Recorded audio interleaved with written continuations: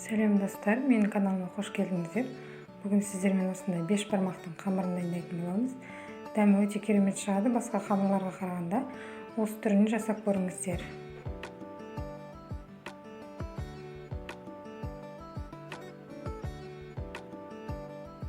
Бізге ең алдымен қайнап тұрған сорпамыз, жаңағы еттің сорпасы.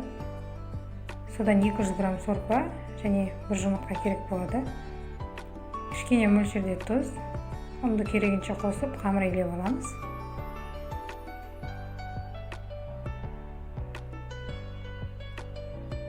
Бұл менде үлкен бір зуала болды. Кішігірім зуала қылатын болсаңыздар 150 грамм сорпа алсаңыздар болады.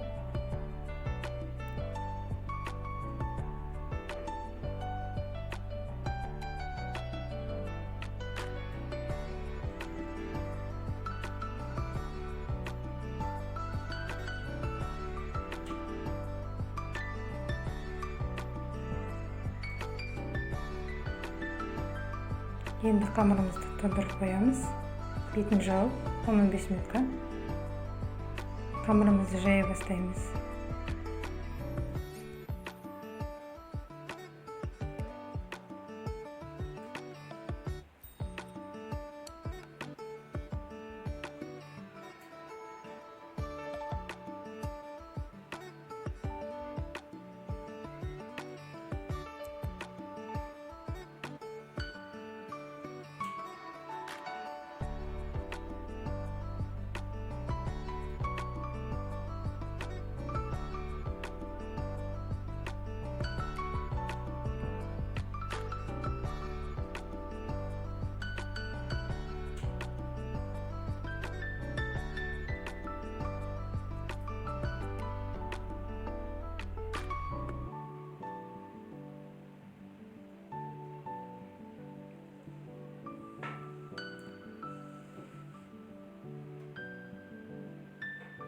Екі шетін қатты баспаймыз, тек қана қолымызды сипалап өтеміз осылай.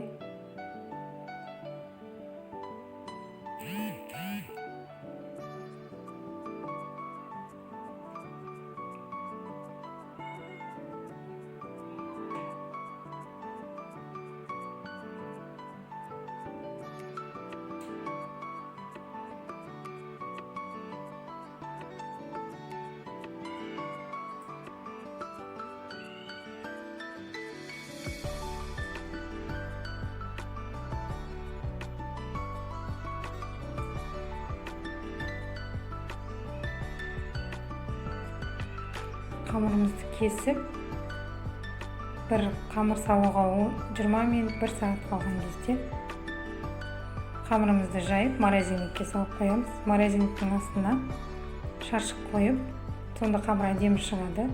Міне қамырымыз дайын. Сорпаға илеңіздер, дәмді керемет болып шығады. Менің каналыма жазылуды ұмытпаңыздар.